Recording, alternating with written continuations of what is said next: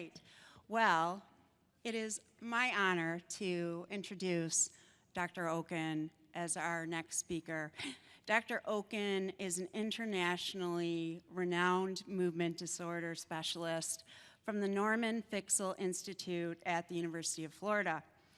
Dr. Okun's biography is quite extensive, with all the contributions that he has given to the neurology community. I will say, if I read it all, we'd be here till 3 o'clock. So I will let him speak for himself, and please give him a warm welcome, Dr. Mike Okun.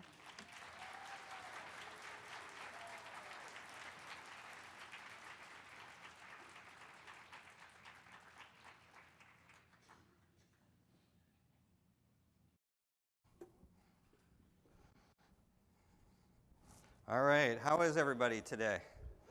All right, you ready to have a little bit of fun this morning? Seems like you're woken up. Did Allie wake you up okay? So Dr. Kelly Foote is a neurosurgeon, and we've worked together, we've been friends for almost 30 years, and we've done a lot of pioneering early work in something called deep brain stimulation. And one of the things that's really interesting over the decades, now we're into our third decade in our laboratory, is that the folks get to be awake during the operation. And so we actually sing to them and sing with them. We've been doing this for many years, and in fact, we would make Dr. Foote buy the iTunes. It used to be, first it was like $1.99 a song, and then it was 99 cents a song. So he had thousands of songs, and then they invented this thing called Spotify and Pandora, right? So he didn't have to do that anymore. And it is really great to help people to create an experience at a big moment in the lives of folks with Parkinson's and other diseases. And when Allie was working you all out, I got a smile inside because she played Sweet Caroline. And Sweet Caroline by Neil Diamond, who has Parkinson's disease, by the way. Sweet Caroline is the song that Kelly Foote and I have played now into our third decade. And at the end of each case, once we are done, before we do anything else, and before we let the person leave the operating room, they have to sing Sweet Caroline with us. And it creates an experience. But I think the journey of folks with Parkinson is so important, and it's so important that we pay attention to that journey. And there was a Chinese philosopher called Lu Xun, and Lu Xun used to say, there are no roads. The only way that there were roads was when people walked on them.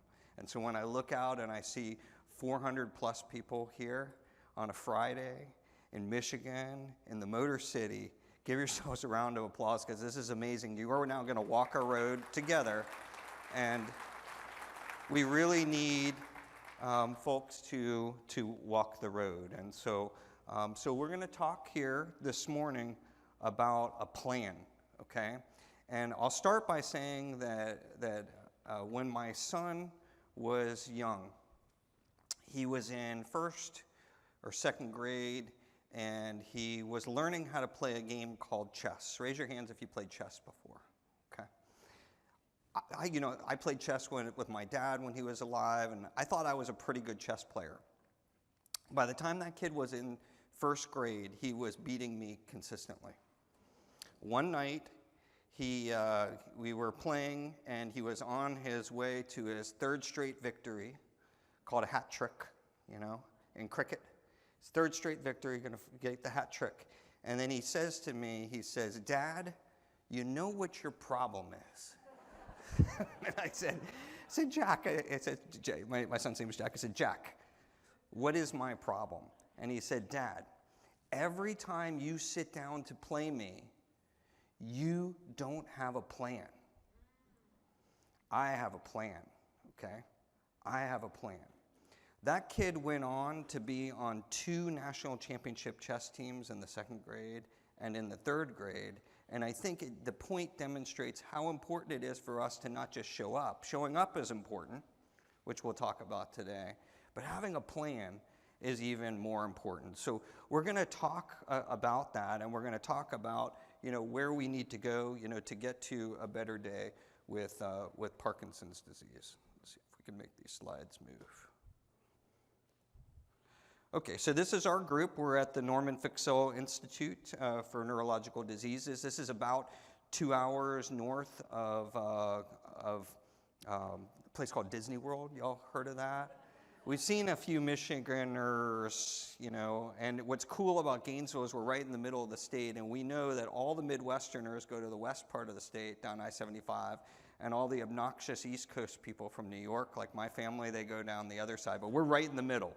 So we're like the most bipartisan. So you're obviously welcome to come and visit anytime. And anything that I show you today is not a product of me. It's a product of the people who are around me, this great interdisciplinary and multidisciplinary team. I am supported by grants from a place called the National Institutes of Health, which is the largest funder of research in the world and a very important funder, and so I'm very grateful to them. I don't have industry conflicts, but a lot of the devices that we've used over the years, the device and the support for the device actually cost more than the study itself, so we have to sign contracts with industry to make sure that we can get these things done. So there always has to be a public-private partnership when we're moving things forward, and grateful to the support. Now, there has been this notion that there is this Parkinson pandemic, and the idea came up back in 2013. We had written a book for the Parkinson's Foundation and worked many years voluntarily for that foundation as their medical director and medical advisor. And in the prologue to a 2013 book called 10 Secrets to a Happier Life in Parkinson, anybody read that book at all? 10 Secrets to a Happier Life? So in that book, in the prologue, we mention that the cases are starting to grow out of control. This is much like a pandemic, okay? This is way before the COVID pandemic. This is 2013. And so a crisis happens when the prevalence, how many people have a disease, plus the cost of that disease, and decreasing specialists to be able to take care of the disease. That's the formula. That's the formula, guys. It's that simple. Cases go up, cost goes up, number of people to care for people going down. It doesn't take like a big statistics course to figure this out, right? And so when we think about what's going on with Parkinson, the journey really starts when we start to try to measure what is the global burden of disease. And there have been a few publications in a paper called Lancet that comes from over the pond. And this journal in Lancet, they looked at global burden of Parkinson's disease. And it turns out that if you look at the latest statistics in Lancet, we know that about 12 million people now have Parkinson's disease. And that's actually double the estimate from 6 years ago. Double the estimate. When Ray Dorsey and I wrote this book, along with Bastian Bloom and Todd Scherer, called Ending Parkinson's Disease, we did the numbers from the previous global burden of disease study. We thought we would be at 12 million in 2035. We're almost at 12 million. We're at 11.8, man. 11.8. Can you believe that? Now. 11.8 at 2025, 10 years in advance. So what's going on here? And when you think about a pandemic is really a type of epidemic. And it's an outbreak that occurs over a wide geography and affects a high proportion of a population. And that term was really brought into use in the 1800s. This was well before we knew about germ theories and other things, and it's really moved to describe things like infectious diseases like polio, okay? And I think that's very appropriate. Infectious diseases like COVID-19, right? However, folks, we have, at least by definition, a pandemic going now in Parkinson. And the word comes from a Greek word. Pan means all, and demos means people, all people. And so I think we need to pay attention to this. It's now the fastest growing neurodegenerative disorder on 2 straight global burden of disease studies. The fastest growing neurodegenerative disorder, and on the last one, on the previous global burden of disease, it was the fastest growing neurological disorder. And the reason it got dethroned is because they put Zika virus and a few other the viruses on that list. This is growing faster than Alzheimer's disease. I saw an Alzheimer's table. Apologies to Alzheimer's, but we're catching up. We don't want to catch up to you, but we're catching up, okay? And so it's growing fast. 1 in 15 people are going to get it in a lifetime. It tends to pick on more men than women, but women get the disease. And you don't need to be a statistician to see what's going on here. This was from the Ending Parkinson's Disease book, which I understand all of you have read over the last 3 journal clubs. Those of you that went to journal club here and did your homework across the way, which actually kind of scares me here for the question and answer session, but I try to study up and be ready for you. And if you look here, you see the doubling in between 1990 and 2015, and the doubling again from 2015 to 2040. That was the old. That's what we have in that book. But now you can see at the very top, that little red thing says we're already at 11.8 million, 10 years in front. What's going on here?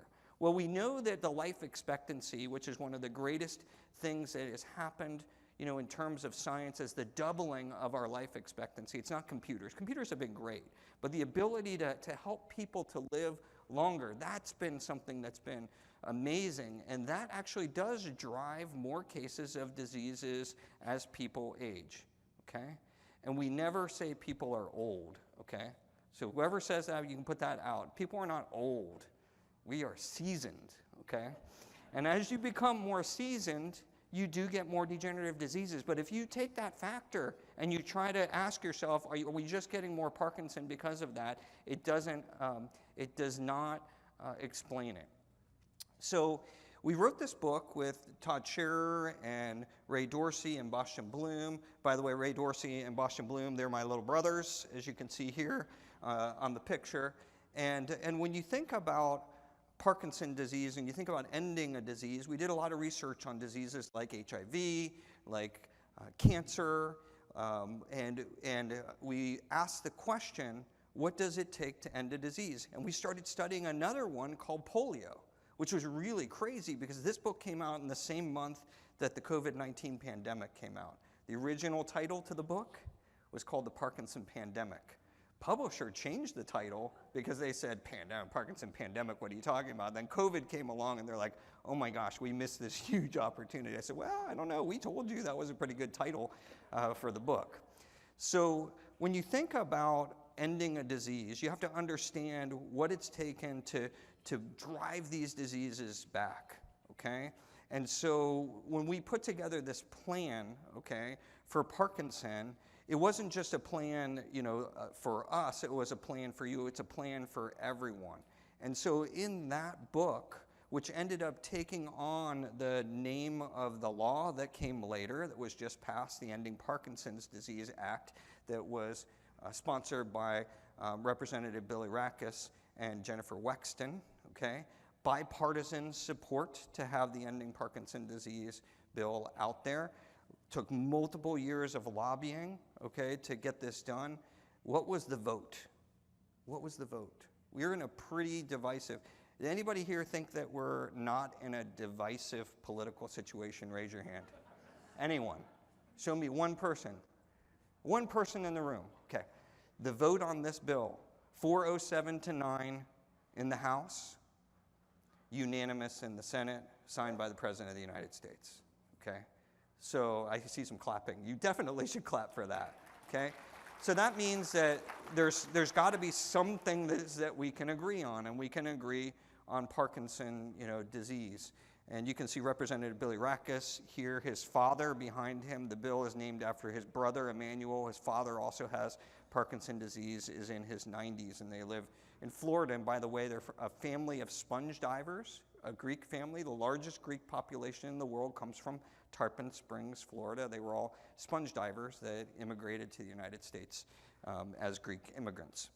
So the pact on that original book, for those of you that were in the book club, was the pact. Each letter stood for something: prevent, advocate, care, and treat. Okay, and so that was where we started, on this journey. These are the things that we need to do.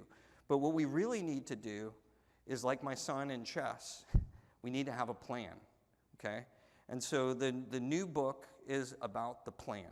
And what is the plan that we need to have in order to move the disease forward? And there's some cards I think they're going to put out on your table. All of the proceeds for our books, by the way, go to charity, okay? And there's cards if you want to pre-order the book. There's a QR code, or you can go to Amazon or pdplan.org.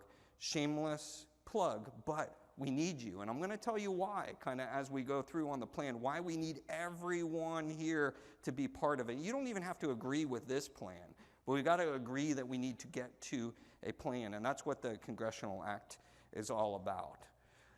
What we need is a walk-off home run for Parkinson's disease, right? And I understand that there is a guy here that played for over a decade here in the Detroit Tigers that is right, Gibby, right? And on the 23rd of this month, during Parkinson Awareness Month, he wore the number 23. I think he played 14 seasons for the Detroit Tigers and brought them glory, and has maybe the most famous walk-off home run in postseason history. We need a walk-off home run, folks, okay, for Parkinson's. We're not going to get that unless we get to a plan.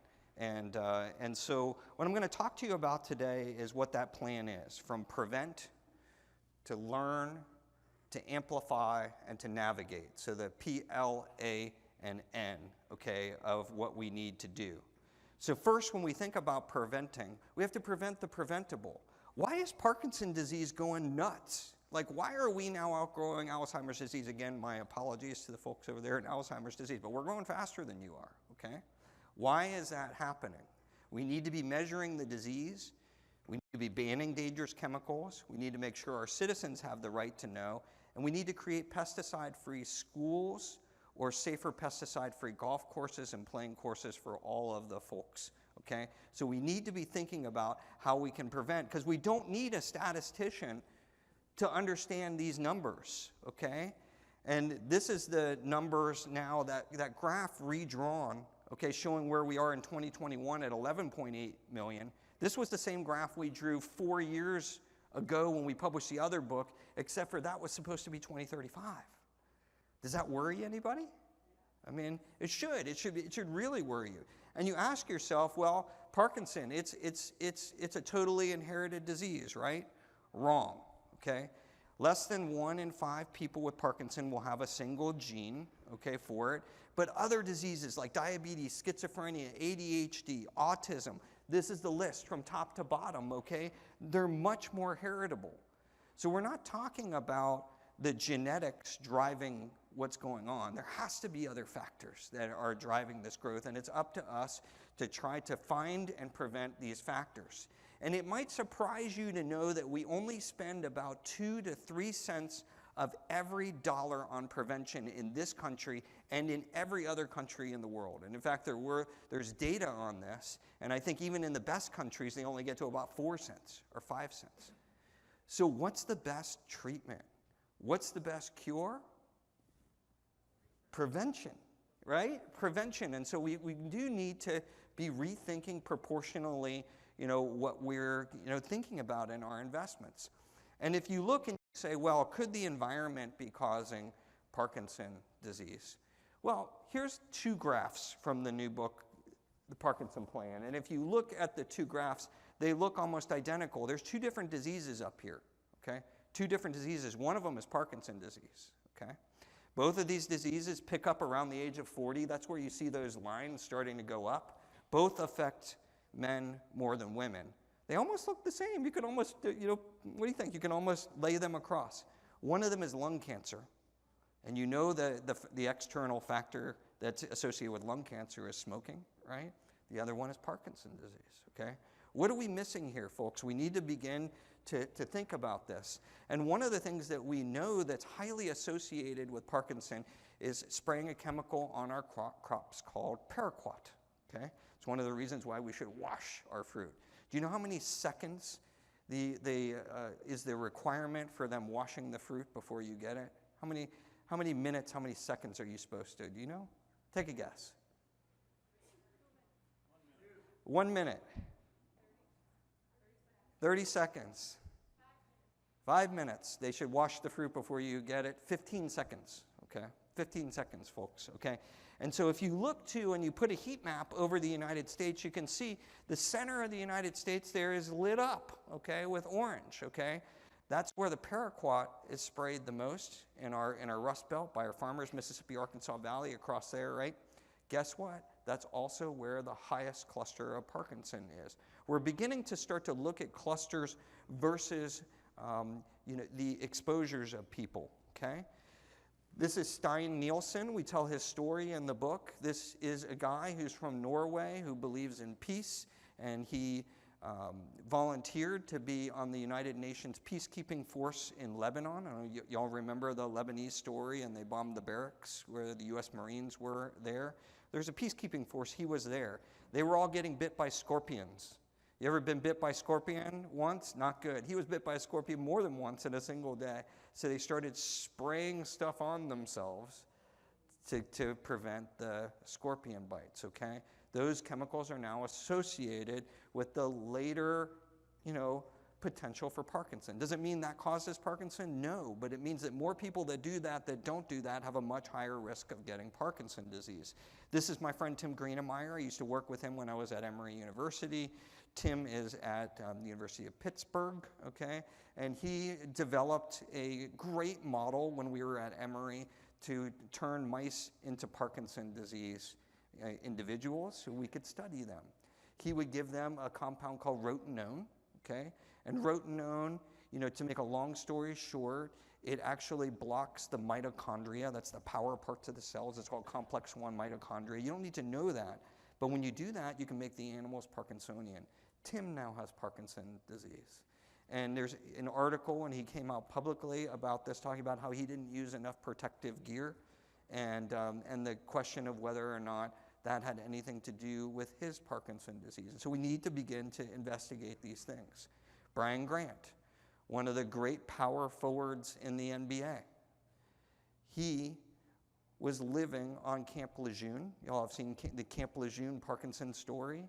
And Camp Lejeune was completely contaminated, the water, with trichloroethylate. And so he would wander around the base, and there were a lot of dry cleaning areas around bases like this, because guess what? If you're in the military, anybody here in the military? Yeah? Thank you for your service, but you need to get your uniforms pressed a lot, okay?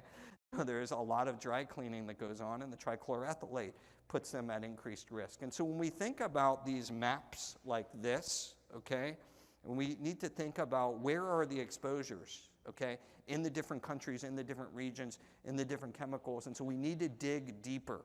We haven't dug deep enough on the environmental story. And there are these chemicals, okay, one that Brian Grant was exposed to is called trichloroethylate, okay, and the two C's in the middle are carbons, okay, and there are 3 chlorines, that's the Cl. And then there's another one used in dry cleaning called perchloroethylene, and that one has 4 chlorines, that's the 4 on the outside. These 2 little molecules are not good for the mitochondria, okay, and may not be very good for putting you at risk for degenerative diseases, okay? And so I ask you folks, do you know where you live, okay? Where do you live? And this shows you, all these purple little spots show you what are called Superfund sites. Those are sites that have been contaminated all over the United States that the U.S. has agreed we need to clean these up. Does it mean they've cleaned them up? No. They're actually much better at monitoring the sites than they are actually cleaning them up. Sound familiar? But there are Superfund sites everywhere, okay?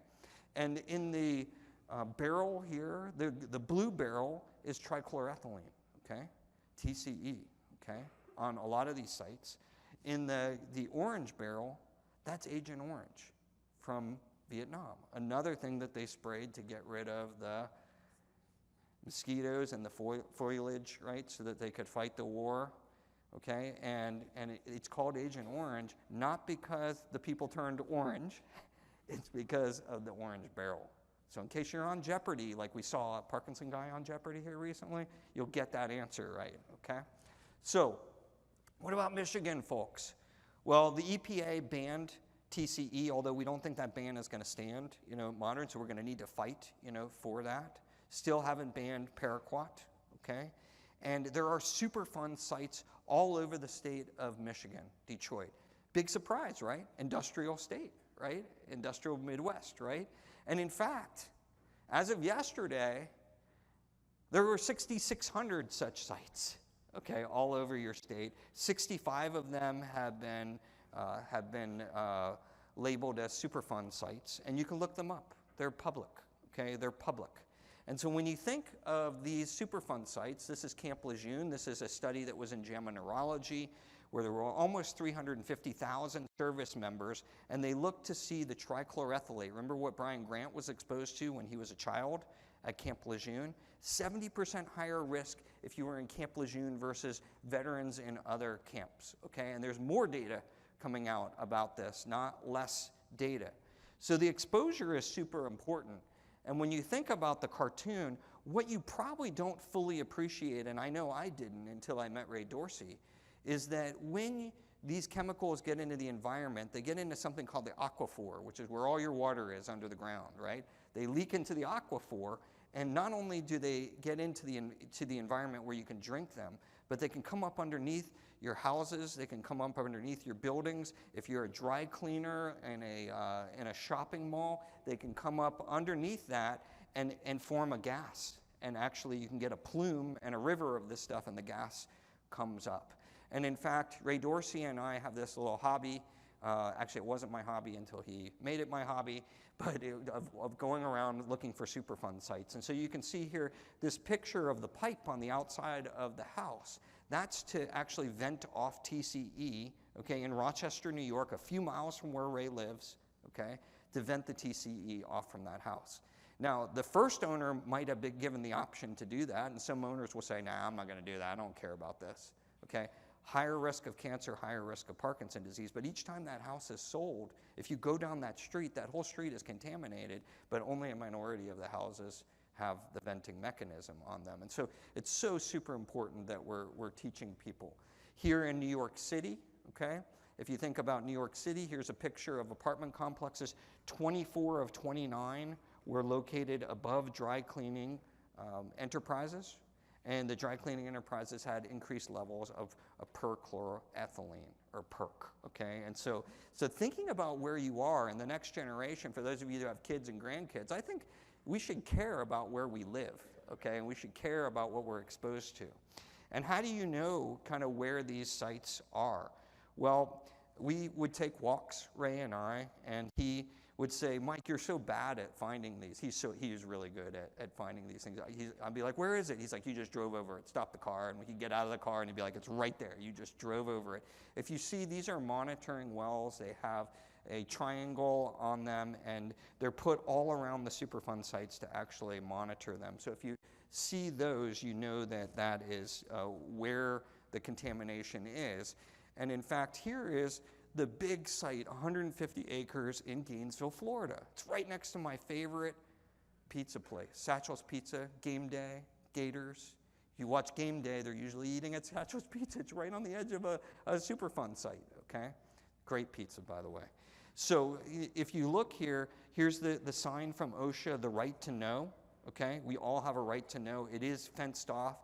And in fact, of all the sites that Ray has seen, and he's seen a lot more than I have, this is the best marked one. It's not completely cleaned up after 50 years. There was a pine tar company there. All sorts of things contaminated there. It's fenced off. At least it's fenced, and there are right to know signs. Most of these places, they don't actually tell you. So the other way that you can get exposures is through the air, okay? And this is a picture of a human hair, okay? And if you think of a human hair, it's about 50 to 70 micrometers. That's pretty small, okay? That's pretty small. Now, if you think about these little things, these particulate matters that circulate in the air, PM10 is 10 micrometers, okay? So that's a factor smaller, okay, than a human hair. That's dust and pollen and mold. And then these 2.5 micrometers are things like organic compounds, metals, other things that can get in. And if you look next to the human hair, there's a piece of a beach sand. You see the hair looks like a horn and the beach sand. These are tiny particles. And guess what? We also know that bad air, and so for my folks in Alzheimer's disease over there, bad air, much more associated with Alzheimer's, but is also associated with neurodegeneration and Parkinson's disease. And this is work by Brittany Krasnowski and Brad Rossett at Barrow Neurological Institute. So hopefully I've convinced you that the P for the plan preventing, we need to prevent the preventable. Do you know the chemicals and pesticides to avoid? Do you pay attention to where you live and spend time? Are you using air filters, apps, and do you support bans? And we need more research. 2 cents out of every dollar ain't gonna cut it, folks. It's not gonna cut it. So the L is for learn, okay? We need to learn why. And learning why means we need to pass appropriate legislation like the Healthy Brains Act. We need to recognize Parkinson isn't one disease, it's multiple diseases, and assess roles of both nature and nurture, okay? And we need to measure the chemicals within us. We're not measuring these exposures. And some are hard if they come in and out, but we need to be doing a better job of measuring exposures and asking the question why Parkinson is happening. And a lot of the research for Parkinson right now looks at what happens when it goes all the way down the road and it's already forming plaques. You get plaques on your teeth, and think about plaques on your brain, okay? That may be too late. And so we need to begin to look upstream, and we need to understand the start, the spread, and the progression of disease. We need to invest money in that. You can't skip that step, okay? Or else we're just going to keep looking at the end of the process. We need to understand the beginning of the process. And this is a picture stolen from a friend of ours, and we interviewed over 40 people for the book, 40 experts. And this is Per Borghammer. He lives in Copenhagen in the Netherlands, and he does a lot of research looking at what's called body first Parkinson versus brain first. Body first meaning you're exposed by putting it into your stomach if there was an environmental toxicant, brain exposed through your nose. And we kind of butchered up his very nice figure, and we put the environmental toxicant in the center in that rectangle there to show it can go up through the nose, okay, right, with air, or it can go to the gut with water or other things. And so it is it's a testable hypothesis. It might not be true. It might not be completely true, but we need to begin to think in this way, in a different way, as to the why, okay? And we think about the A, okay, the A for Parkinson, so P-L-A. We need to start to amplify our voices. And amplification means that we need to enable everybody to get levodopa. The majority of countries on earth are not like the United States, and you can't even get dopamine. Imagine that. Is that true for HIV? Seems like everybody can get HIV drugs now, but we can't get dopamine, a drug that's over 50 years old to people with Parkinson. There's something wrong with that. We need to make insurance coverage of telemedicine so we can get to people's homes. There are too many people with Parkinson disease and growing, over 1 million Americans, okay? We're not doing a good job of that. We need to double the numbers of the centers of excellence over this country so at least there's some hub that people can get to in every state and in every geography. And we need to reduce the stigma. There should be no stigma for having Parkinson. And we know that amplification works. This is a picture of FDR and the comedian Eddie Cantor during the March of Dimes, what became the March of Dimes campaign. And of course, people mailed dimes to the White House, right?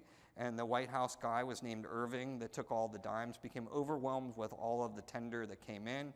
When we did our red card campaign for Parkinson, we called it a give a dime. We actually were going to have dimes again, but it turns out that after this, they made it illegal to mail tender to the White House, so we could only show a picture of that. But very effective. And pushing the money in and pushing the advocacy in was very effective. We're not there in Parkinson yet. I know there's 400 people out here in Michigan, but there's a hell of a lot more of you here and throughout the world. We need to get out there and be more effective. Where have people been more effective? We learned this in the Ending Parkinson's Disease research. This is in HIV. There was a congressman named Jesse Helms, and he kept voting against HIV legislation, so they snuck out. They put this condom over his entire house, and it says, "A condom to stop unsafe politics. Helms is deadlier than a virus." And he stopped voting against HIV legislation, okay? And people got HIV drugs. People don't have Parkinson drugs. This is a silent sit-in at the FDA, okay? Very effective to getting HIV drugs across the finish line. So we did this campaign on the last book. This was the 20,000 red cards we sent to the White House to say we need to ban paraquat, we need to make telemedicine available, and we warned people they're going to take telemedicine away from you if you don't make it permanent, and they're starting to do it now, okay? Which is a shame. We need to get into the to the people's homes, especially when people can't get out of their homes easily, okay? And gas and everything. We have some technology that can overcome this. And so we need to ban paraquat. We need to get people care directly to their homes, and we need to ban toxic chemicals like paraquat. And instead of banning paraquat, what are we doing? We're doubling its use. It's banned in 32 countries, but not in the United States. In the UK, they make it, and you know where they send it? To the United States, okay? So thank you for buying our paraquat, okay? And so that's a problem. And then in countries like the Netherlands, where they have put the ban in place, the cases of Parkinson, at least in the first beginnings of the numbers coming out, look to be going down. That's a sign. That's a sign that could be helping us. And we used to say that you get a diagnosis of Parkinson's disease every 9 minutes. Well, folks, researchers, we were wrong. So at the Parkinson's Foundation, Alison Willis and colleagues were contracted to do a study of this. It appeared in Nature Parkinson Disease. We now know it's 1 every 6 minutes and growing faster, okay? And so this is something that we should care about. And when we think about care, we've got to change the paradigm of how we're thinking about caring for everyone. What we're doing right now isn't working. And so we always say at the Fixell Institute, where I work at the University of Florida, I've been a broken record for 3 decades where I say the patient is the sun, and we should all revolve around the patient, the person with disease, and the families, okay? But we really need to expand that, as we've done in HIV and as we've done in cancer, to get to the right navigation, to get to the right care plans. And so we're proposing that the Parkinson's universe should come with better coordination of care, better care navigation, caregiver support, and alleviation of stigma. And if you think about the universe, just follow me here for just a minute, because I think this is pretty cool. Who is the planet of the caregiver or care partner? It's Mercury, right? Mercury, the messenger, right? The messenger, the one closest to the sun, they're the care partner, going to be the one when it gets hot, and they're going to know everything on both sides. And who's on the other side? All those planets are all the interdisciplinary specialties that you need to take care of your Parkinson, okay? We're going to need satellites up there for monitoring. We're going to need stars. All the stars are the support groups that are there. You have the almost planet Pluto, and you know what Pluto is? Pluto's the stigma that we need to get rid of. There should be no stigma as part of the disease, but there's a tremendous stigma associated with Parkinson's disease. We need a mission control with navigations. We need, look, you know, the idea of getting through Parkinson's disease is almost impossible. And we talk about the asteroid field. What's the asteroid field here? That's getting parking, folks. Getting 1 visit and parking. Can you imagine getting 2 visits with a therapist and a doctor and an advanced practice provider? How about 3 visits? How about 4? Really hard, okay? And when we think about what's driving this, there are all these barriers. And I don't want to shock anybody, so nobody gets shocked. Please, nobody pass out here. But the American healthcare system, it's a little bit broken, okay? No, I just don't want to shock you here in Michigan, okay? It's just a little broken. And the asteroid field with insurance companies is really tough. And in the book, the quote that Ray likes that I put in there, I really like this movie called Star Wars. Do you know Star Wars? All right. None of the students that we teach now know Star Wars. It's so crazy. I try to give my Star Wars quotes. But Han Solo, you remember Han Solo? Han Solo and Chewbacca, they're flying through the asteroid field, and they're in the Millennium Falcon, and they're quoting the one in God knows how many, chance of them getting through the asteroid field. That's the same thing for a Parkinson person getting through this healthcare system as it stands right now. So we need to change that. So when we think about care and we think about, like where we're going, we need to think about directions. We also have to remind people that Parkinson's is different than Alzheimer's. Again, my apologies. I've apologized 3 times to you from the Alzheimer's table, so hopefully, But Parkinson's is not Alzheimer's disease. But if you ask most people on the street, they still think Parkinson's is Alzheimer's disease. If you think about care, we're still not getting the message that the right thing at the wrong time is the wrong thing. Quote by Joshua Harris and many other philosophers of our time. Timing is so important. Do most doctors understand timing is important in Parkinson? No, they don't. Seeing a neurologist decreases your morbidity, mortality, and nursing home placement. Just seeing a neurologist. Most people don't get to even see a neurologist, and it decreases hospitalization. As Alison Willis has shown us at the University of Pennsylvania, I was there 2 weeks ago. And this is super important, okay? So getting the specialty help does reduce the cost of this disease and improve the outcomes. If you're on dopamine, you need to be on one multivitamin a day. How many of you are on one multivitamin a day? Okay. How many of you take any form of a Parkinson medication and are not on a multivitamin a day? Okay, you just learned something, okay? So dopamine depletes B12, folate, and B6 levels and increases your homocysteine. You should be on one multivitamin a day to prevent neuropathies, but not crazy amounts of B6 or anything, just like a Centrum or a Centrum equivalent, nothing nutty. I know you're thinking crazy down here. This lady's thinking, I'm going crazy. Just one easy multivitamin, that's it. Twice the risk of malignant melanoma and Parkinson disease. Raise your hand if you knew that, okay? Every hand should be up, completely preventable. Something about the sun and Parkinson and the way that we sweat and seborrhea. So you should be seeing a dermatologist once or twice a year.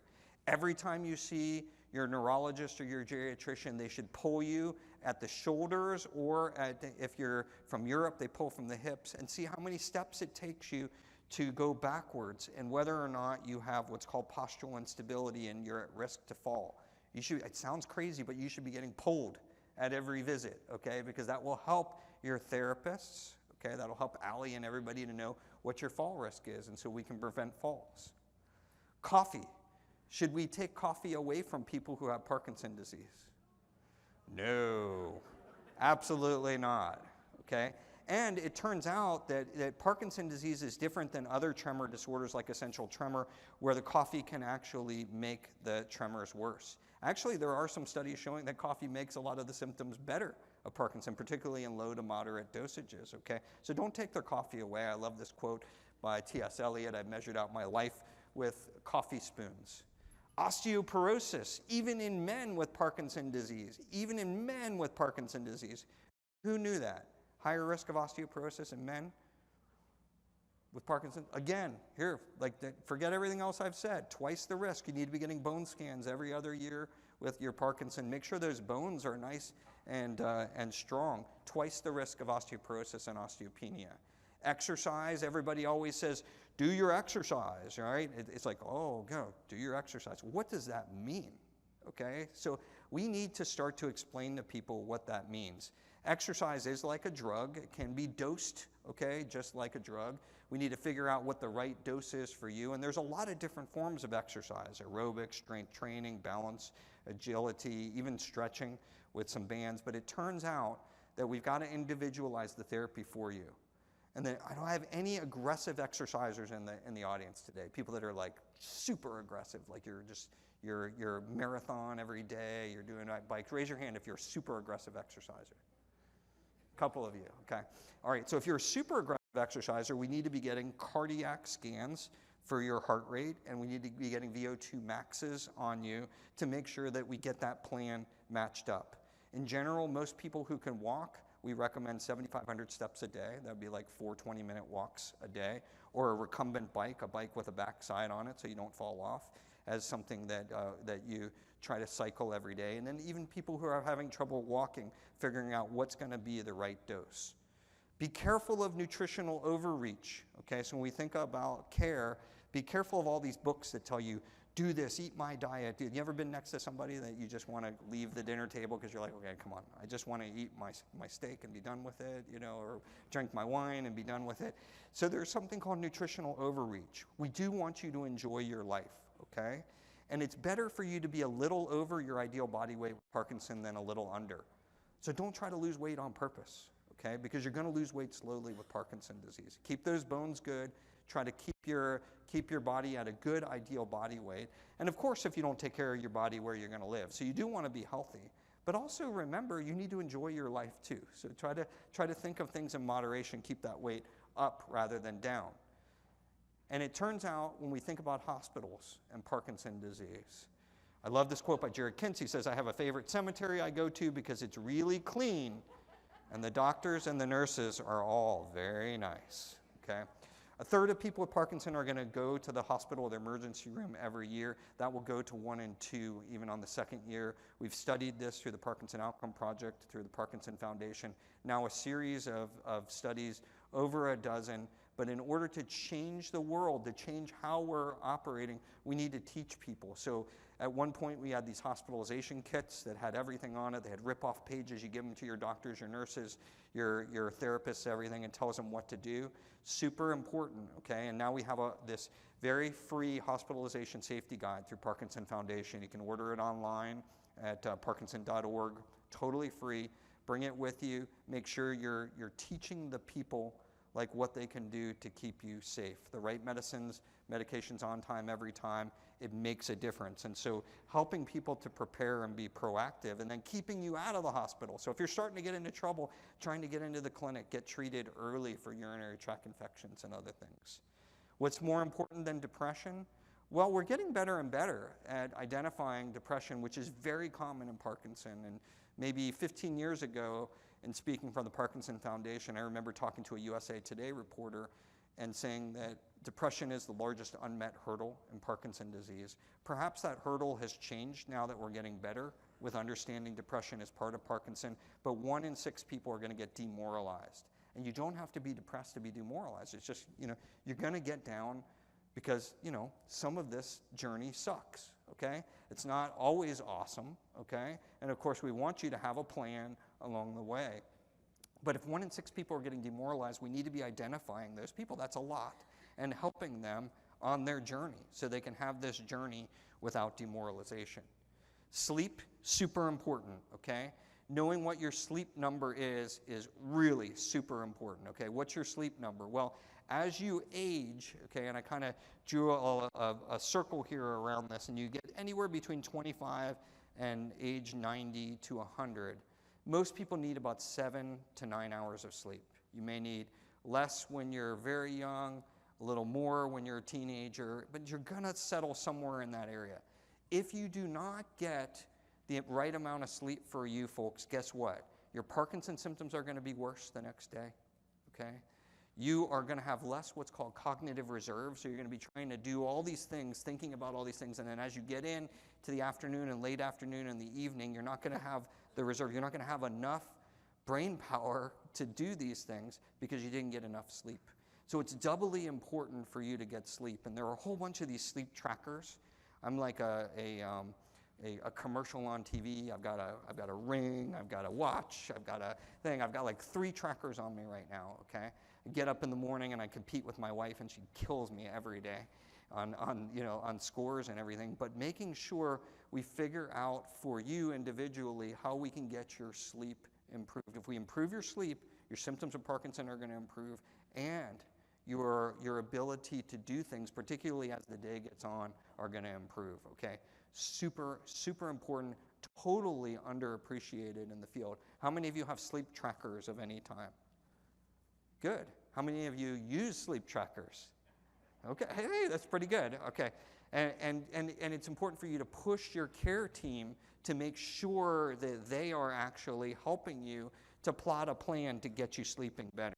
Now, one tip, I'm going to give you a little free tip here, okay? No charge for this one, is if you're waking up in the middle of the night and you can't get back to sleep, a lot of times you just need to retake your dopamine, okay? It's reemergence of symptoms. So you ask your doctor for a few extra doses, put it on the bedside table, you get up to use the bathroom. Most men will get up to use the bathroom a few times. Redose that dopamine. That's actually the cheapest and most effective way to get people back to sleep in Parkinson, as one of the first things that we try before we go to other sedatives and things like that. Super important. Sleep studies are really important, and sleep apnea is really common, which can be bad for your heart as well. So you should have a low threshold for having your doctor order a sleep study. And not only that, raise your hand if you're a care partner. Wouldn't it be awesome to drop your loved one in the sleep center for a night? I'm just saying. Okay. All right. Sorry about that, guys. Okay, so navigating care is the end. Okay, so we've been through prevent, learn why, amplify our voices, the importance of that. Navigating care. Okay, where are we going on our frontiers, and do we have a plan? Do we have a roadmap? And that map is going to need to address things like dramatically increasing funding for Parkinson's research. $250 million a year of funding through the National Institutes of Health for Parkinson's disease is not enough. And then you have researchers fighting each other. You know, like it's like, you know, you put just a little bit of food in the cage and they're all like fighting each other.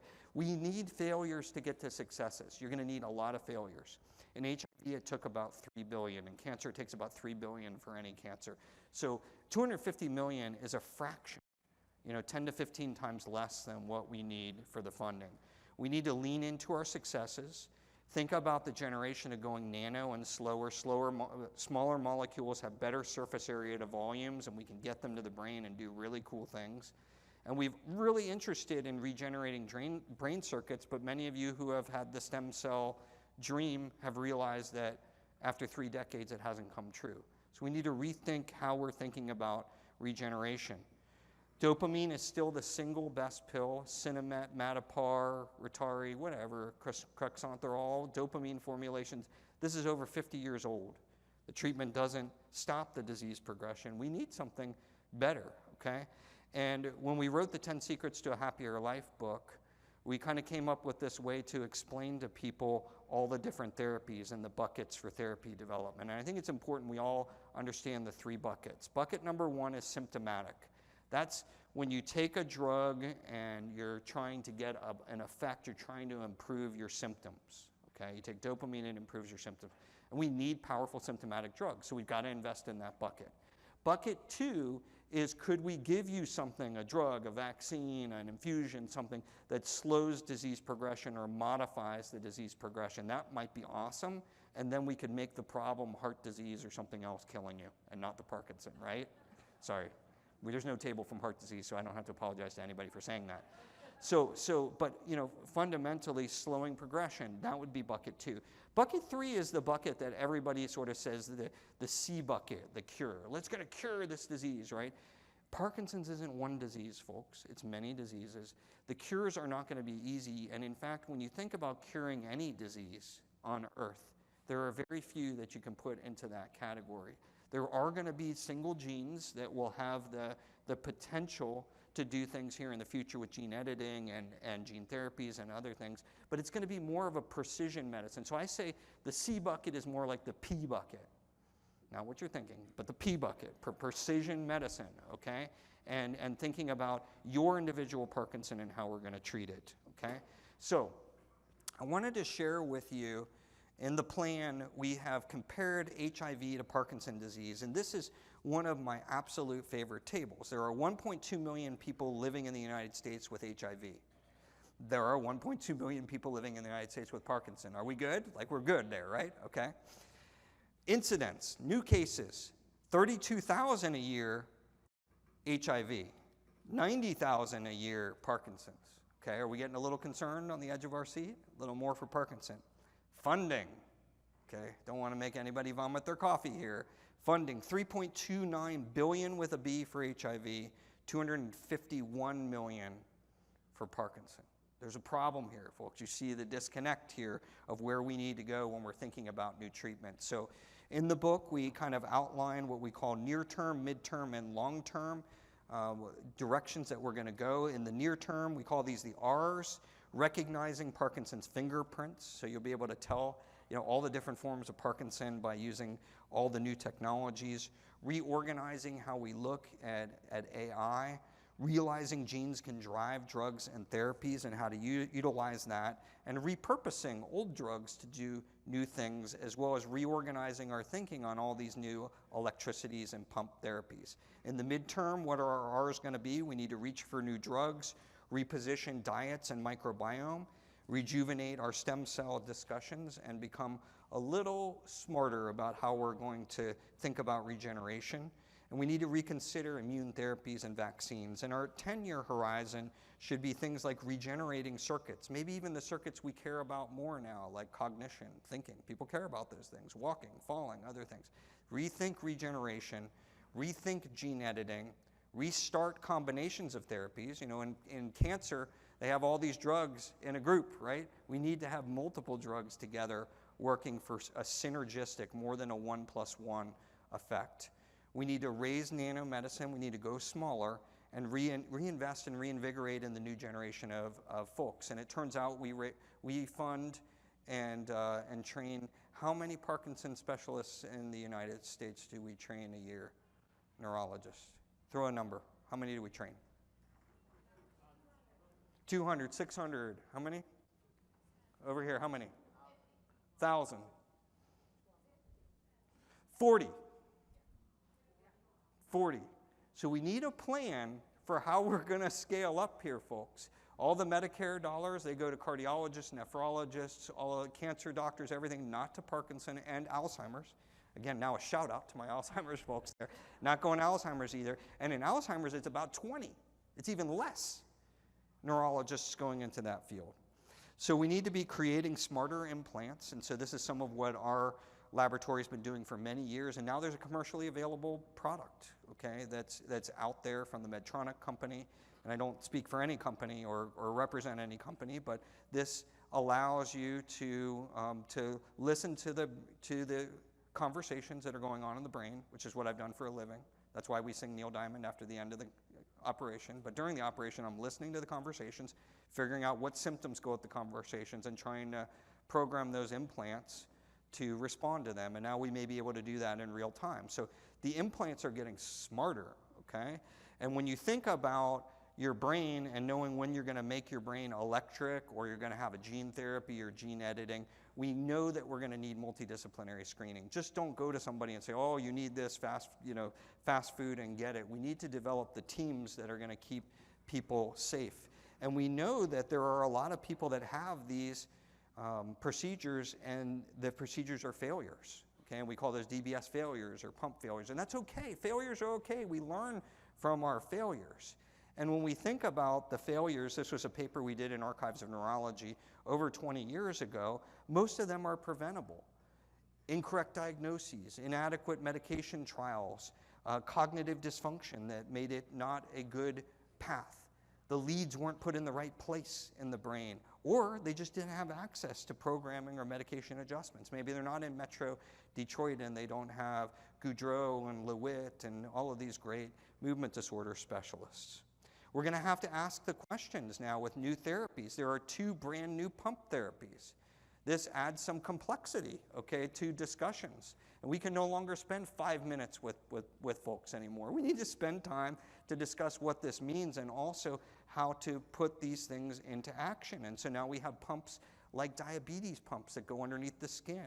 There's one for dopamine, the Vialev pump is out. Now there's one for apomorphine, and there's another one from Neuroderm that's made it through the FDA and is working on the process of manufacturing. So how do we choose, and how are we going to manage these? How are we going to balance them with the cocktails of therapies? This creates a public access problem and also a challenge for us that we need to rise and meet.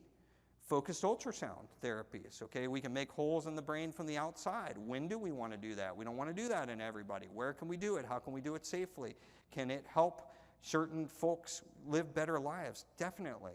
And it can do something called uncaging. Okay, I love that word because I'm a nerdy neurologist and now I can uncage something, right? Uncage it.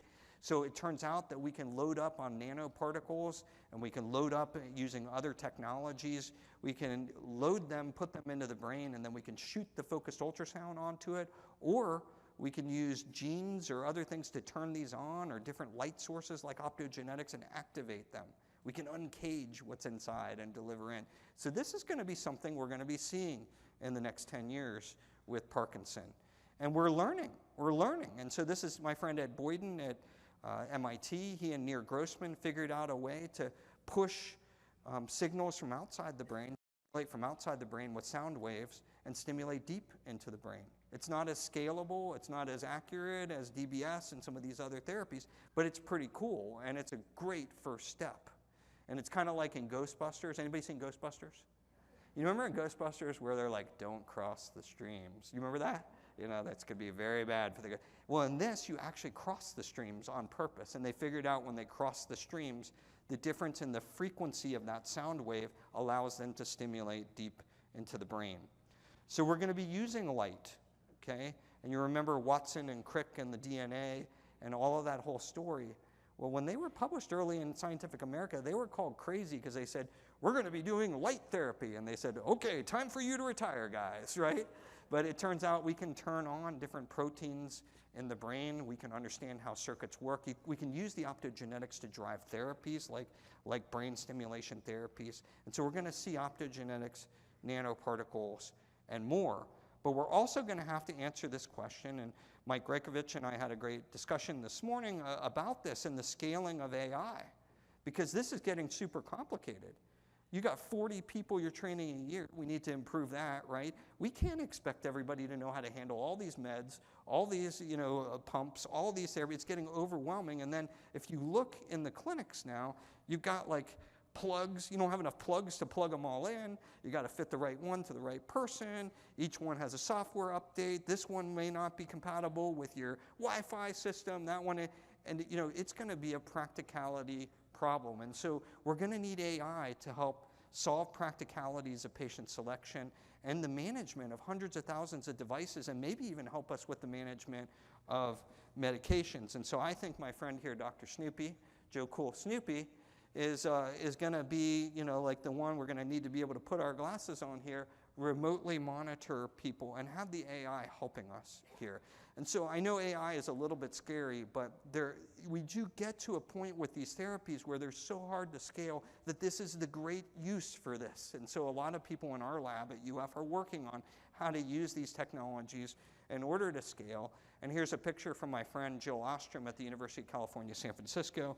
And this is about robotic programming. So you could use the device and you hook the person up and the robot tells you, kind of where to go. At least it's a good starting point. Do we get rid of the human element? No way. Okay, and we were very clear about that in our book.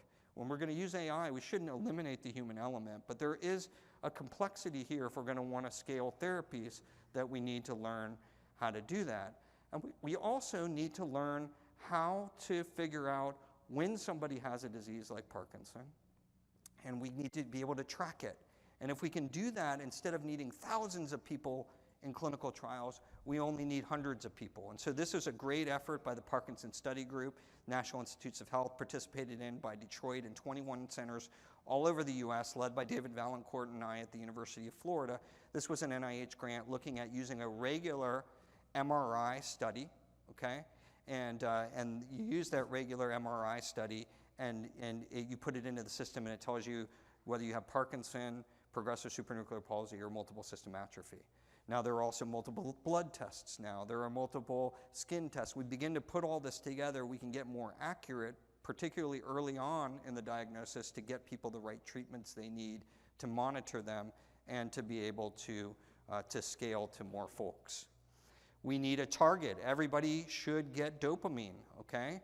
And so we need also to have targets to aim at. It's easy to say we should have a plan, okay? But we are proposing a 0, 10, 100 plan, a 0% rise in new cases by 2035, 10 times increase in research funding by 2035, and 100% access to levodopa for everyone by 2025. Is it bold? Yes. Do I think we need to be bold? Yes. We need to be bold on these things. And this is the mucuna plant, which grows endemically all over Africa. It's very easy to grow. It grows in a lot of different environments. It does have a toxic substance associated with it, and it has dopamine in it. Anybody use Jiffy Pop when you were a kid? You put the Jiffy Pop on that thing, and you got to pop it. This is what you do with the mucuna beans.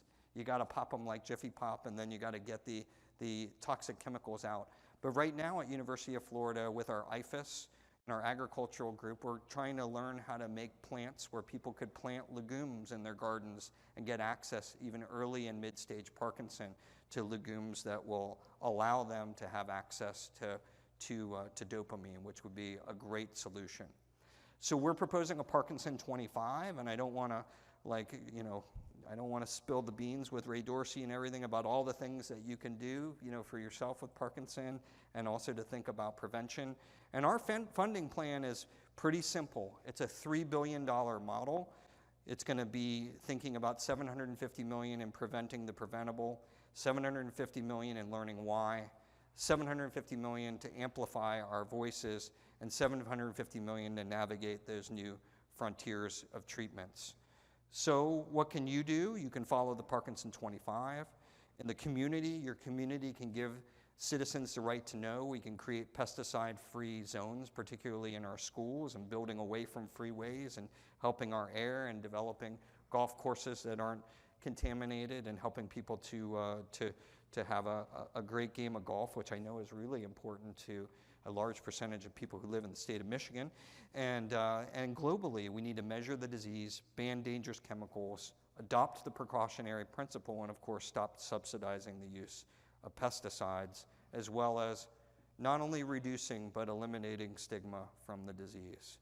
So I'll end here by saying I'm taking my daughter tomorrow to see the Detroit Tigers. That will be our 12th stadium together. We always buy the home team hat, and we always root for the home team and have a hot dog. And so if anybody you're at the game, it would be great to see you. And thank you for the invitation to speak. Thank you for supporting any of the books that we've written. All the proceeds are to charity, and there are some cards here, and you can go to pdplan.org. Go ahead, please pre-order the book. We need to get the word out, and love the fact you're reading it in the book club, but the more that we can get the word out about the book, the more important it is. And so you can scan the QR code, and if you need us and you want to get a hold of us, on my social media handle is @Michael We have lots of great chats on all the different social media platforms, and at Fixell Institute. So those are the two social media platforms. And feel free to reach out to us at any time. Honor to be here. Thank you to the Michigan Parkinson's Association for everything that you do. And it's been an honor to talk to you this morning. So thank you. Thank you, Dr. Okun. That was fantastic. We just have a couple of questions. I just wanted to mention our staff is going to be walking around if you want to put your hand up, and we'll collect your index cards. And I will go ahead and get started. The staff is still coming around. One question is, what is the National Neurological Conditions Surveillance? And where do we stand with a national registry? Is that important? Okay, so two questions. So national neurological surveillance is started on multiple diseases by multiple different organizations, and we're going to limit this discussion to just the United States because many countries have these types of surveillance. The one that's most important for neurological diseases has been most successful is for a disease called Creutzfeldt-Jakob disease. That's CJD disease or mad cow disease. And so surveillance across the United States for this, registering the number of cases, it's a 1 in a million to 1 in 500,000 phenomenon, so fairly rare, easy to do. A national registry for all of Parkinson's disease has not been mandated. It's something that's in discussion now with the Ending Parkinson's Disease Act. There will be 12 people appointed to this board that will then report to the NIH director and to the Health and Human Services Secretary to determine what should be the policy going forward. We do need to count our cases of Parkinson, and we do need to track them better. And so that board will hopefully be appointed. It's congressionally mandated based on that law. It has not been appointed yet. We haven't heard. And as part of that, if you look at the actual law, the 12 members requires that there are persons with Parkinson's disease and even young onset person with Parkinson's disease advocacy groups, scientists, and it has a plethora of different people representing all interests. And so once that board is appointed, if you see anybody that you know or don't know, then you can do what Julia does and get right on them, right, Julia? That's right. Aggressively. Thank you for the question. Another question we have, quite a few questions about stem cell therapy. Any new advances, and is it different in U.S. or abroad? Yeah, so stem cell therapy, really important, was in the news here, and on my Twitter, Instagram channels, I no longer read the Wall Street Journal, New York Times, or watch CNN, Fox News, any of it anymore. My wife kind of has taught me, and it's better for my health. But what I do now is every morning I read a new paper and put something up about that paper on one of the social media sites. Just this past week, in a journal called Nature, okay, which is one of the top journals, top impact journals in the world, 2 stem cell studies for Parkinson's disease were published, okay? One had 7 patients, one had 12 patients, okay? One used some autologous cells. Those were cells that were kind of made from people themselves. and one used embryonic cells off the shelf. Both showed positive effects for safety.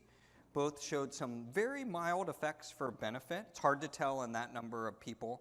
And then it was a safer approach than some of the previous stem cells because none of them got these extra dyskinesias. Imagine if you were getting dyskinesias even without your medicines. Usually they're driven by medicines. The problem with those stem cells were they were causing what's called runaway dyskinesias, okay? And so there's some differences between the two approaches.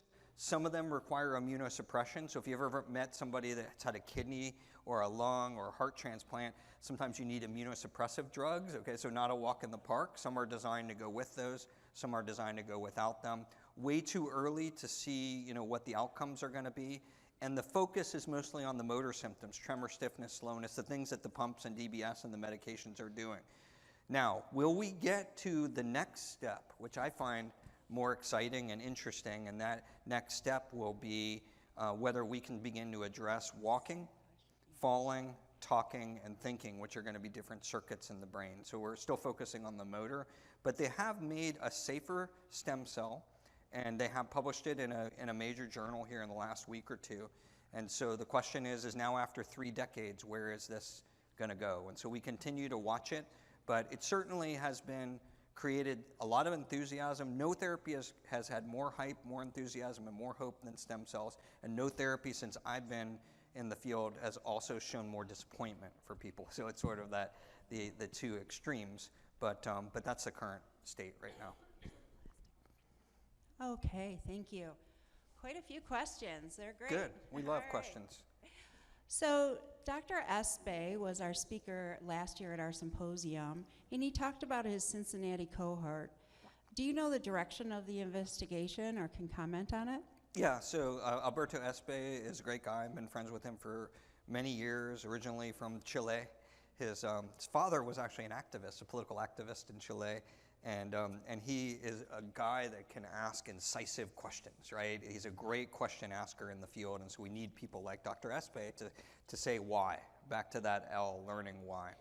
So they're collecting what's called a Cincinnati cohort of people where they're getting blood and they're getting cerebrospinal fluid and they're looking at people longitudinally, and they're asking this fundamental question, is this synuclein that deposits in the brain, are we being fooled? Okay, and we actually talk about and interview Alberto for the Parkinson plan, and he's sort of questioning, the entire group of scientists, the majority group, saying, is the problem not so much that you're accumulating synuclein, but it's that you don't have enough of the good form of synuclein because it's how it folds in the brain.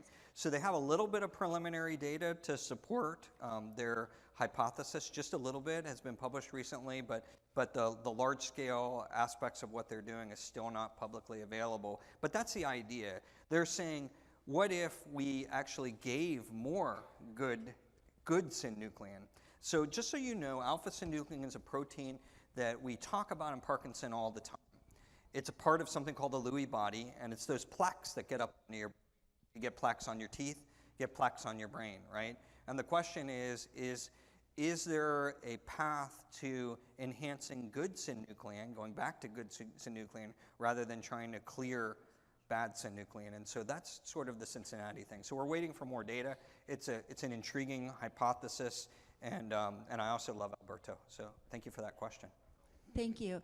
There was a comment that we wanted to show the books again, so they are on the screen if you want to take note. Okay. Have you looked into the roles of plastics and food storage with Parkinson's? So the plastics story is one that is, compared to the other environmental things, has been one that is now kind of the new kid on the block that's starting to scare us, particularly those of us that drink out of water bottles. So you think you're better off by drinking the water, and then you're drinking the plastic out of the water bottle, right? So there have been a few studies now pointing to potential neurological and other body dysfunctions with this. When this started in Parkinson, I can only give you the historical perspective. 25 years ago when I started, if somebody said, like if this woman said to me, the environment causes Parkinson's disease, she would be chased out of the room as completely nuts, right, and crazy, right? Sorry to give you as an example. So now you're asking this question about all these things. So the question, it's like the question is being called. Question is being called in these microplastics, and so one study is one study. Is what I'd say. So 20 years ago when we were chasing you out of the room, there were one study. Now you have 25. And they're like, here's a VIP seat in the room because you were right. We actually don't know yet when it comes to Parkinson's disease, the microplastics, but I actually know several researchers who are actually starting to look at the data, and we'll see.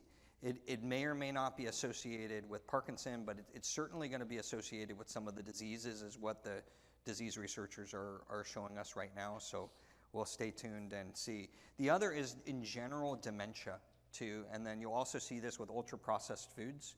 I'm an editor for a journal called JAMA Neurology, and so we've done some work with the ultra-processed foods papers and dementias, and so there seems to be a relationship there, so maybe with the microplastics we'll see some more general relationship and maybe not disease specific. There might be some health relationship, so we kind of have to see. And then when it comes to foods, there is going to be something, to, what you eat, and also thinking about washing your fruit. Okay, it's one of the Parkinson 25. I didn't give you all the 25, but washing your fruit for more than 15 seconds is probably a good thing. And where our food supply comes from. The organic food does have less pesticide. Doesn't mean it has none, but it has less because things aren't sprayed. If it's true, like what you're getting from the store, you don't always know for sure. And so we are going to be thinking a lot more about diet, and we're going to be thinking a lot more about being deliberate about what we do. But we need more than just a handful of studies. We need a whole bunch that we can say, okay, they go together. And then the last thing is how many of you are old enough do you remember transparencies? I was having this discussion with the medical students, and they had no idea what I was talking about. It's like, okay. So we used to map the brain, 25 years ago to put in devices for Parkinson using transparencies and maps and colored pencils, and people made fun of me. Well, now what we're doing is we're taking microplastics, we're taking paraquat, and imagine the transparency. We're doing it with more sophisticated computer programs. We're overlaying regions of the United States, exposures on top, and then we're overlaying a lot of the factors, and then that's how we're beginning to see the hot spots and trying to sort this out. So there's going to be something there with the plastic story. I can almost guarantee it. I just don't know if it's going to be a general or it's going to be more specific to something yet. So. Thank you. Is there any evidence of the presence of electromagnetism influencing the PD pandemic? The electromagnetism question. So it's actually a pretty interesting question, and I will just say that stimulating for benefit has been around all the way back to the ancient Egyptians. And if you wanted to give somebody benefit of a disease, they would take what they called was an electric fish called a torpedo fish. The modern day version of the torpedo fish would be the rays that have electricity, but they would take electric fishes, and if you had a headache, they would put the electric fish on your forehead. Okay, perfect for you because you got nice spot there to put it on. But and if you had gout, they would have you step on the electric fish, right, and to give you kind of electrical currents. And treatment of disease has been around a long time. Like people act like, oh, I'm the first person that, no, you're not the first person to think about this. The brain functions in circuits. So we have summarily as a medical community dismissed the idea that electricity could impact neurological disease or put people at risk for neurological disease. It's probably was another too soon, that we dismissed it. And the reason is that electrical therapies, electrical currents can change the circuitry because it's a circuit that's firing. It's an electrical circuit. How it does so, we don't know. There are, a number of small studies looking at things like if you use your cell phone a lot, does that increase your amount of cancer or brain cancer or other things? And again, these are kind of smaller one-off studies. But I think that the complete dismissal of electrical therapies and exposure to electricity, and also high beam wires to cancer, there's been quite a number of researchers who have shown this, is probably it's probably premature for us to dismiss it. Do we have data in Parkinson? I wish I could tell you we did, but I'm in the field and I haven't seen that data. But maybe it'll be another transparency that goes on top. So. What is known about risk occupations such as tool and die or exposure to chemicals? Yeah, so risk occupations in Parkinson are super important to pay attention to. In the book we have, in both Ending Parkinson Disease and in the new book, Parkinson Plan, we do have a table for them, and it does turn out that if you do certain things, you're at much higher risk for Parkinson disease. People that work with a lot of degreasers in the airline industry and in dry cleaners and organochlorines like trichloroethylate, perchloroethylate, they have a much, much higher association of Parkinson. People who are farmers, okay, a lot of people in the Midwest are farmers. Carly Tanner and Sam Goldman, at University of California, San Francisco, did a great cohort many of us participated in, going out to farmers, looking at this, and it's very clear there's an increased risk with farming, probably from pesticide use.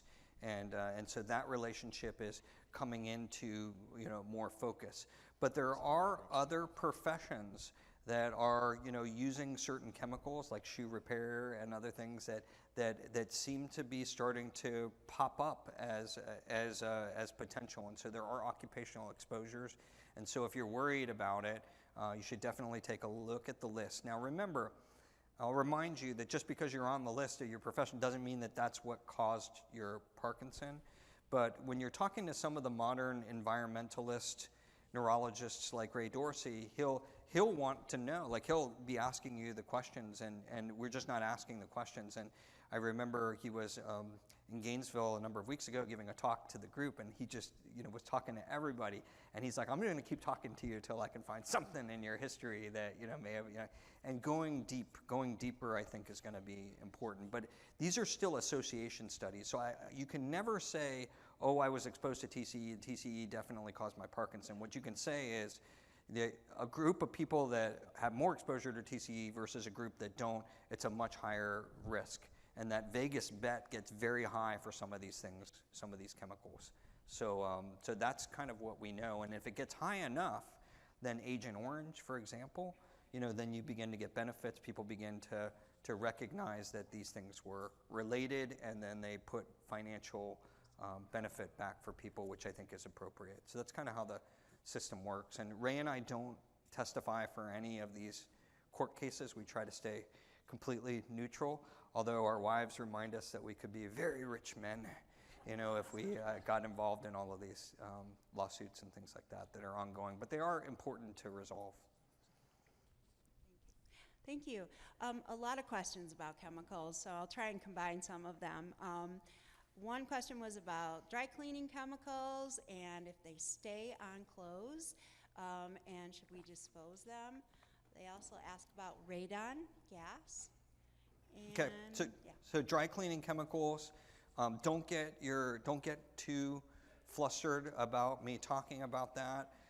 Most of the dry cleaners are starting to move away from PERC and away from trichloroethylate. First thing is to know what your dry cleaner uses. A lot of them are using carbon dioxide-based systems now. Second, it's more the people that are in the dry cleaners. Like we tell the story of two young folks and their father that grew up in the dry cleaning business, and they were running around doing the dry cleaners who end up with Parkinson disease and different degenerative diseases. And so it's more people that are in the occupations than it is the people downstream. It's important when you get your dry cleaning back. Raise your hand if you dry clean anything here. It's important when you get your dry cleaning back, just pull the bag off.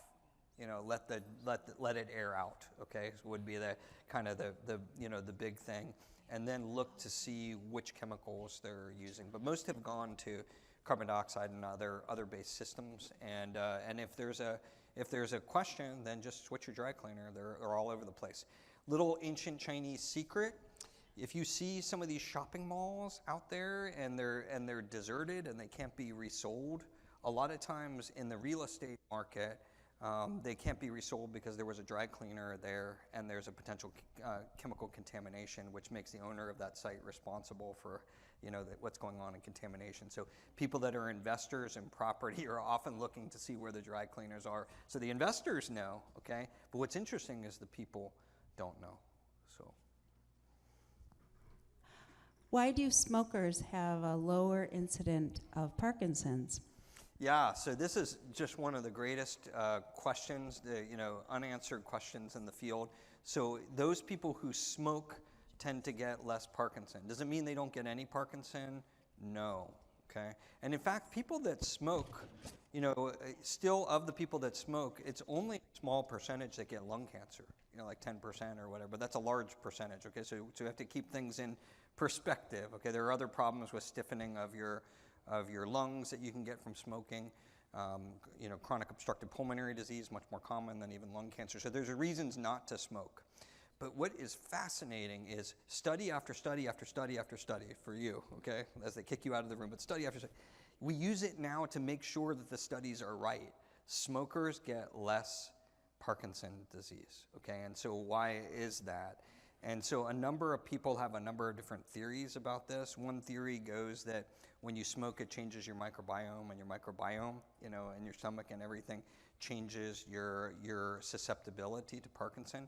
Another theory is that the nicotine itself is protective, and there have been a number of different people trying to study nicotine and giving nicotine. It's gone nowhere. And in fact, nicotine for improving symptoms of Parkinson really hasn't gone anywhere as well. So there was a question, is it some element in there? And then there's a question of something about cause and effect, like why people might smoke and getting Parkinson's. So we still haven't actually solved the full mystery, but there's a whole bunch of people that are looking at it. And if you get a data set and you want to know if your data set is pretty accurate, you look to make sure that the smokers have less Parkinson. Most important point here, do you smoke? Good. Anybody smoke here? Well, you don't have to tell me that. Okay, that's a personal question. So don't start smoking to prevent Parkinson disease, okay? One, if you already have Parkinson disease, the cat's out of the bag. You're not going to prevent a disease that you already have, okay, first. Two, it's the benefits of doing that are not worth the juice isn't worth the squeeze. The other thing that's interesting is we're finding it in other things now. One of the things that's really interesting, you ever meet somebody that has arthritis in their hands and they have their hands are like completely arthritic? That's disappearing as a phenomenon, rheumatoid arthritis, because of all these drugs you see on TV, the TNF-alpha blockers, and people are getting treatment and immunosuppression for that. So we see much less of this. The orthopedic surgeons see much less of it. When we see it, we show the students, we say, oh, look at that, because that's going to disappear, because we're not seeing as many arthritic joints as we used to that are severe. Well, the people that started taking these TNF drugs for things like arthritis, but particularly for inflammatory bowel diseases, and Crohn's disease, ulcerative colitis, they have a reduced risk of Parkinson. And so the other running theory is somehow this decreases inflammation, and brain inflammation, and that there may be something going on within that pathway. And that has been now replicated several times. First in JAMA Neurology, which everybody thought they were crazy, and now all the other researchers got their data sets and found the same thing. So it might have something to do with inflammation of the brain as well, these correlations. So we don't know what we don't know. Every day I practice medicine, I know a little less. And I tell all my patients that I'm like your cabinet advisor. I'll never get mad at you if you don't do what I ask you to do. Just tell me what you did so I can learn from it. Because it's a very humbling profession. Some people have called Parkinson's disease the most complex disease in clinical medicine. When you consider how it changes over time, the medications, the responses to therapy, and the differences between case to case, because it's not one disease. Okay, well, here's this question you've been waiting for, right? CBD and THC. Can we use it with Parkinson's? Yeah, so first of all, if I give it to you, you have to split it with me 50-50. So we share the stash, right? We are one, right, like as a team. So it turns out that in the brain, there are cannabinoids all over the brain. These are the receptors that get tickled. So if you give a dopamine drug, like a dopamine agonist, it tickles the dopamine receptor, it tickles it. Cannabinoid receptors are all over the brain, okay? So that's the first thing that you should know. The conversation should start there, okay? So the idea of using a receptor that's all over the brain, particularly in reward centers, somewhere on dopamine cells and other things, is particularly attractive, right? And so this is something where companies are going in and beginning to look at this as an effect. Across the board, there are a lot of different cannabinoid receptors, there are a lot of different cannabinoid drugs, there are a lot of different cannabinoid plants. And so it turns out that all the people that got into this thinking, oh, this is going to be easy, we're going to figure this one out like that, you know, just snap our fingers, because there's so many different plants and varieties and compounds, it's hard to control for all of it, even in the studies. Many of the studies have been negative, particularly the early studies of Marinol. You guys remember Marinol and marijuana and cancer. So they've been really good for things like fatigue. They've been really good for things like stress. They've been really good for anxiety, really good for pain, and really good for sleep in general, without Parkinson, just like in general. So if I had to say, you know, where have the cannabinoids, some of the CBD and a lot of the THC-based things, where have they had their biggest effects? I would say pain. And Parkinson pain, a lot of people, 70% of people report some sort of Parkinson pain that's not responding to dopamine drugs. Some people take the dopamine drugs and the pain goes away, even their back pain. It's pretty interesting. Don't understand that. Pain, sleep, anxiety. So those are the things I always talk to folks about in the absence of a lot of these clinical, you know, trials and things. Can we use these compounds in a safe way? You know, some drops under the tongue, some gummies or things, particularly to help folks with those things. So I kind of focus the conversation around those where we've seen some level of improvement, you know, for folks. Remember, if you're driving, it can double your risk of being in a car accident, according to the New England Journal of Medicine, which is not always right about everything, but I think it's right about that, okay? And so being really careful about not increasing fall risk and increasing driving risk. But I would say we're going to learn more, and we're going to need specific studies on specific formulations that are really well controlled and with very you know, deliberate questions. Does this help sleep in Parkinson? And here's the evidence, and this is how we gave it, and this is how.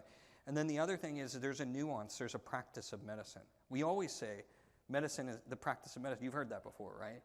Should make you uneasy, right? We're practicing on you, right? Like so, but this is the nuance, right? And so you could start with a dose of CBD and say it doesn't work. You can start with a dose of any medicament. Maybe it needs to be, you know, ramped up. May need to check your liver function every once in a while, and you need to work on it and see. But a lot of folks, at least in our practice, it is helping their sleep. It can help their anxiety. And the anxiety drugs are horrible out there. I don't know if any of you have ever taken things like Valium and benzodiazepines. They make you very sedated. And so if you can help people to get calm and get more zen, then, you know, then these things can be really helpful. And I will just say another tip that I give to all of the folks that I have with Parkinson's disease is live a life of zen, okay? I've been researching these circuits in the brain my whole career called the basal ganglia. John Goudreau, who's here locally, is a great basal ganglia expert. But all of us know stress, anxiety, and sleep deprivation, they drive Parkinson's symptoms, both the motor symptoms, tremor, stiffness, slowness, and non-motor symptoms, depression, anxiety. Stress, anxiety, sleep deprivation. Live a life of zen. Fire all the friends that piss you off. Done. Get rid of them, okay? Limit your time to relatives that are really giving you, like a hard time. Like really focus on being as zenful as you can, and your symptoms will be better and your life will be better with Parkinson. Thank you, Dr. Okun. We appreciate everything. Can we get a big hand for Dr. Okun?